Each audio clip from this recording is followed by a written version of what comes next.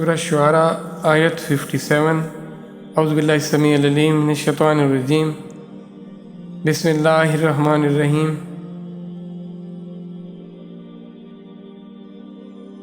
فَأَخْرَجْنَاهُمْ پس ہم نے انہیں نکالا من جنات باغات و عیون اور چشمے.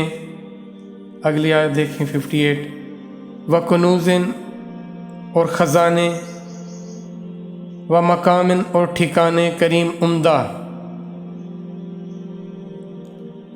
اگلی آیت بھی دیکھ لیں 59 کذالک اسی طرح و اورثناها اور ہم نے وارث بنایا بنی اسرائیل کو.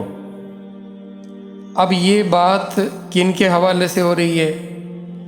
یہ جب فرعون طاقوں میں نکلا تو اس نے دوسرے لوگوں کو اپنے لشکر کو دوسرے لوگوں کو اپنے سب کو بلا لیا. اب جب وہ ان کو بلایا تو وہ کس طیش میں تھے؟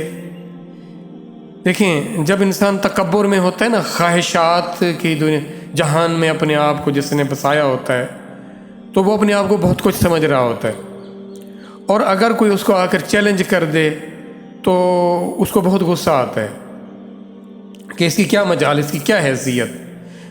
تو اس چکر میں وہ سب نکل پڑے، اور اللہ کیا فرماتے ہیں؟ ہم نے انہیں نکالا.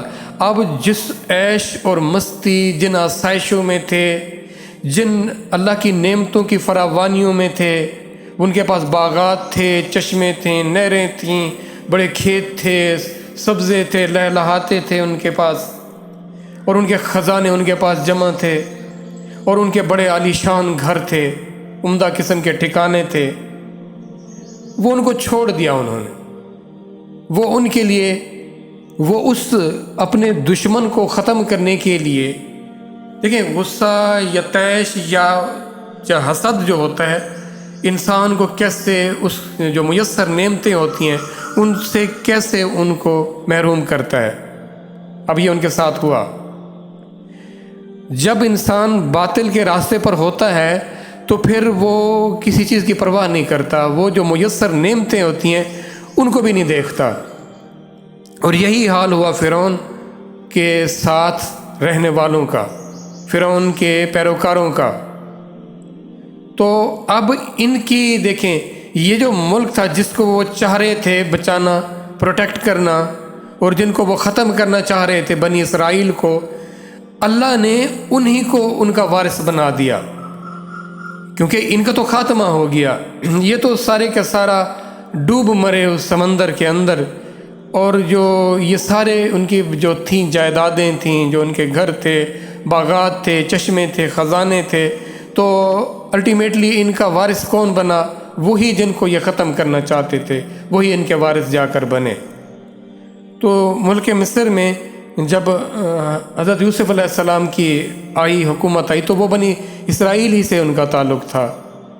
تو اب یہ دیکھیں کہ جب انسان جس کو ختم کرنا چاہتا ہے، اور اللہ کی ذات ہے سب کچھ کرنے والی، میں آپ کسی کے خلاف جتنے منصوبے بنا لیں، ایک ہمارے منصوبے ہیں اور ایک اللہ کے منصوبے ہیں، آخر کو اللہ کا منصوبہ کامیاب ہونا ہے. یہ مت بھولیے گا. اور ہم اس جہان میں مسافر ہیں، کچھ وقت کے لیے بھیجے گئے ہیں.